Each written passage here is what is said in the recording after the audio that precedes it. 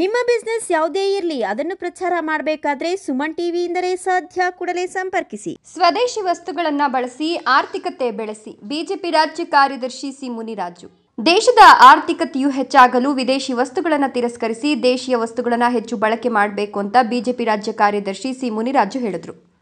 ಬಾಗೇಪಲ್ಲಿ ಪಟ್ಟಣದ ವಾಸವಿ ಕಲ್ಯಾಣ ಮಂಟಪದಲ್ಲಿ ಬಿಜೆಪಿ ಮಂಡಲ ವತಿಯಿಂದ ಹಮ್ಮಿಕೊಂಡಿದ್ದ ಬಿಜೆಪಿ ನೂತನ ಪದಾಧಿಕಾರಿಗಳ ಆಯ್ಕೆಯ ಪೂರ್ವಭಾವಿ ಸಭೆ ಹಾಗೂ ಆತ್ಮನಿರ್ಭರ ಕಾರ್ಯಕ್ರಮ ಉದ್ಘಾಟಿಸಿ ಮಾತನಾಡಿದ ಅವರು, ದೇಶದಲ್ಲಿ ಕೈಗಾರಿಕೆ, ಕಾರ್ಮಿಕರು, ಕೃಷಿ, ಕರಕುಶಲ ವಸ್ತು ಸೇರಿದಂತೆ ಉದ್ಯಮಿ, ದೇಶೀಯ ವಸ್ತುಗಳ ತಯಾರಿಕಾ ಕೇಂದ್ರ ಬಿಜೆಪಿ ಸರ್ಕಾರದ ಪ್ರಧಾನಮಂತ್ರಿ ನರೇಂದ್ರ ಮೋದಿ 20 ಲಕ್ಷ ಕೋಟಿ ಮೀಸಲಿಟ್ಟಿದ್ದಾರೆ.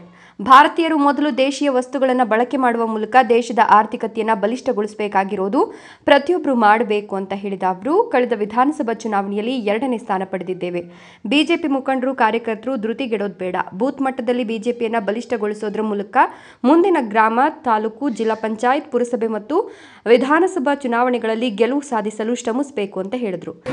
ಭಾರತೀಯ ಜನತಾ ಪಕ್ಷದ ಬಾಗೇಪಲ್ಲಿ ವಿಧಾನಸಭಾ ಕ್ಷೇತ್ರದಲ್ಲಿ ಮತ್ತು ವಿಶೇಷವಾಗಿ ಬಾಗೇಪಲ್ಲಿ ಇರ್ಬೋದು, ಗುಡಿಬಂಡೆ ಇರ್ಬೋದು, ಚೇಳೂರು ಮೂರು ತಾಲೂಕುಗಳಿಂದ ನಮ್ಮೆಲ್ಲ ಪದಾಧಿಕಾರಿಗಳ ಒಂದು ಆಯ್ಕೆಯನ್ನು ಮಾಡಲಿಕ್ಕೆ ಒಂದು ಪೂರ್ವಭಾವಿ ಸಭೆಯನ್ನು ಮಾಡಿದ್ದೀವಿ. ತುಂಬ ಖುಷಿಯಿಂದ ಇವತ್ತು ಎಲ್ಲ ಕಾರ್ಯಕರ್ತರು, ನಮ್ಮೆಲ್ಲ ನಾಯಕರು ತುಂಬ ಅತಿ ಹೆಚ್ಚು ಜನ ಬಂದು ನಾವು ಜವಾಬ್ದಾರಿ ಕೊಟ್ಟರೆ ಕೆಲಸ ಮಾಡಲಿಕ್ಕೆ ನಾವು ರೆಡಿ ಇದ್ದೀವಿ ಅಂತ ಹುಮ್ಮಸ್ಸಿನಿಂದ ಹೆಸರುಗಳನ್ನು ಕೊಟ್ಟಿದ್ದೀವಿ. ಮೊದಲೆಲ್ಲ ನಾನು ಉಳಿದವನ ಊರಲ್ಲಿ ಅವನೇ ಗೌಡ ಅಂತ ಹೇಳ್ಬಿಟ್ಟು ಅದು ಹೆಸರಿತ್ತು, ಅದೇ ರೀತಿ ಇತ್ತು. ಆದರೆ ಇವತ್ತು ಅತಿ ಹೆಚ್ಚು ಆಕಾಂಕ್ಷಿಗಳು ತುಂಬ ಖುಷಿ ಆಗ್ತದೆ.